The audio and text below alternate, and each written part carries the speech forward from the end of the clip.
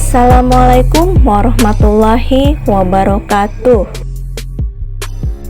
Elektabilitas Paman Birin di Tenggarai semakin anjlok sejak bulan Januari lalu. Hal itu berkaitan dengan musibah banjir besar yang melanda sebagian wilayah di Kalimantan Selatan pada bulan Januari lalu, yang menurut data statistik merupakan banjir terbesar terlama sejak lebih dari 50 tahun terakhir, yang hingga bulan Maret ini belum surut sepenuhnya, khususnya di daerah Kabupaten Banjar. Jadi mulai Desember tanggal 25 nih Pak sudah sampai ini. Ada sawat kering, ada sawat. Cuma ada sekitar seminggu dalam aja jalanan, sehari 2 hari dapat hujan. Jadi bingung yo lewat mana air ini nah. Bencana banjir itu kemudian oleh para warga Kalsel dikaitkan dengan pernyataan Paman Birin dalam debat calon gubernur dan calon wakil gubernur Kalimantan Selatan beberapa waktu sebelumnya. Dalam debat tersebut, Paman Birin memang ada mengatakan bahwa banjir yang terjadi di Kalsel hanya sebentar karena banyunya lalu haja. Kalau persoalan banjir, alhamdulillah ada yang lalu haji, karena sungainya sudah dikarok oleh kita. Cuplikan video tersebut sempat viral dan bahkan jadi bahan guyonan tidak saja oleh warga Kalsel, tetapi juga oleh masyarakat di luar Kalimantan, di mana banyak media cetak dan online, bahkan akun YouTube yang memuatnya. Padahal, bisa jadi waktu itu hanya merupakan prediksi Paman Birin yang sayangnya meleset. Elektabilitas Paman Birin semakin tajun ciruk pasca putusan MK yang menyatakan Pilgub Kalsel harus menggelar pemungutan suara ulang di 7 kecamatan. Putusan MK tersebut menunjukkan bahwa pelaksanaan Pilgub pada 9 Desember 2020 lalu telah melanggar ketentuan peraturan yang berlaku, bahkan ada tindakan kecurangan dari pihak penyelenggara yang menguntungkan paslon Haji Sabirin dan Haji Muhyiddin. Hal itu membuat Paman Birin sebagai petahana secara otomatis terkena imbasnya. Dalam waktu yang bersamaan, elektabilitas Denny Indrayana semakin meningkat, apalagi pasca putusan MK terkait PSU. Popularitas Denny Indrayana hingga akhir bulan Maret ini bisa dipastikan sudah melampaui Paman Birin.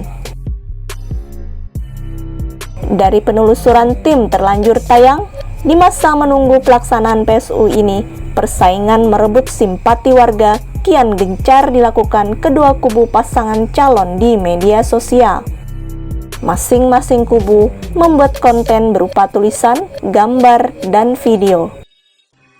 Dalam beberapa konten, bahkan terlihat saling serang dengan tensi yang semakin memanas. Kubu Paman Birin yang beberapa waktu lalu tidak terlalu aktif di media sosial, saat ini semakin gencar melakukan publikasi di Facebook, baik berupa informasi aktivitas keseharian Paman Birin, bahkan juga mengkonter beberapa serangan yang selama ini terarah ke kubu mereka. Dalam beberapa grup FB pendukung Paman Birin, mereka juga bahkan melakukan serangan balik terhadap Denny Indrayana dan pendukungnya. Sedangkan kubu Denny Indrayana dan pendukungnya juga terus aktif di media sosial, bahkan sejak kontestasi Pilgub Kalsel dimulai lebih kurang 1 tahun lalu. Secara pribadi, Denny Indrayana terus menyuarakan prinsip politiknya untuk menolak segala bentuk money politik. Denny Indrayana juga terus meminta kepada masyarakat Kalimantan Selatan supaya jangan menjual suara mereka pada PSU mendatang. Assalamualaikum warahmatullahi wabarakatuh. Alhamdulillah ulun di Martapura hanya tuntung olahraga. Mari kita tegaskan prinsip kota Serambi Mekah dengan menolak segala modus praktik jual beli suara, apakah ditukari dengan bakul, dengan THR, parcel lebaran, atau seolah-olah berbagi zakat fitrah. ulun alhamdulillah kawa menahaniakan kadang menjual suara pian amanah pian para 850.000 suara dan akhirnya menang di Mahkamah Konstitusi. Tolong pian juga menjaga akan jangan sampai terjual suara pian biar bala banjir segera lalu haja. Ulun Haji Deni, Assalamualaikum warahmatullahi wabarakatuh.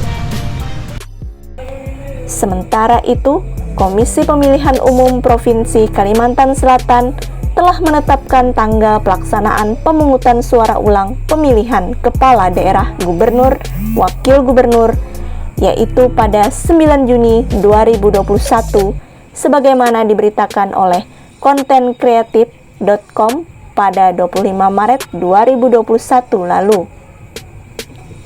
Pelaksanaan PSU ini sesuai keputusan Mahkamah Konstitusi. Kami diberi waktu paling lama 60 hari kerja terhitung sejak putusan sengketa hasil Pilgub Kalsel yang dibacakan pada 19 Maret, ujar Ketua KPU Kalsel Sarmuji. Dijelaskan pula bahwa anggaran untuk pelaksanaan PSU tersebut akan menelan dana sekitar 19 miliar rupiah.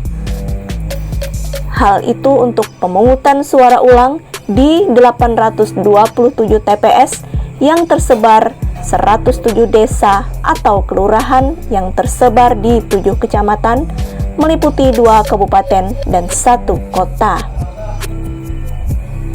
Berdasarkan jumlah TPS yang akan menyelenggarakan PSU, maka ada sebanyak 5.764 PPK dan KPPS baru wajib dipenuhi KPU Kalsel. Bagaimana menurut pendapat kalian? Silahkan tulis di kolom komentar.